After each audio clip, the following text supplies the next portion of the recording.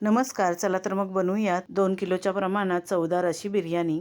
1 kilo chicken घेतले, त्याच्यामध्ये 2 चमचे आलं लसणाची पेस्ट, 1 चमचा पुदिना पेस्ट, 1 कप दही, मसाले आणि तळलेला कांदा घालून घेतला, चवीप्रमाणे मीठ आणि 2 मोठे चमचे तेल घालायचं। सर्व मिक्स करून 2 तास मॅरिनेशनसाठी ठेवून द्यायचं। 2 तासानंतर थोडं पाणी घालायचं आणि झाकण ठेवून 10 मिनिटं मीडियम गॅसवरती शिजू द्यायचं। बिर्याणीचे तांदूळ 70 ते 80% शिजवून घ्यायचे।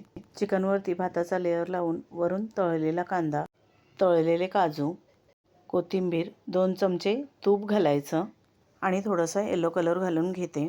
खाली तवा आणि वरती बिर्याणीची हंडी ठेवून 15 ते 20 मिनिटं बिर्याणीला दम द्यायचं।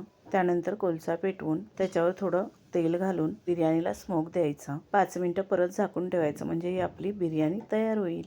तुम्ही बघू शकता, अगदी मोकळी सुटसुटीत अशी बिर्याणी बनवून तयार आहे।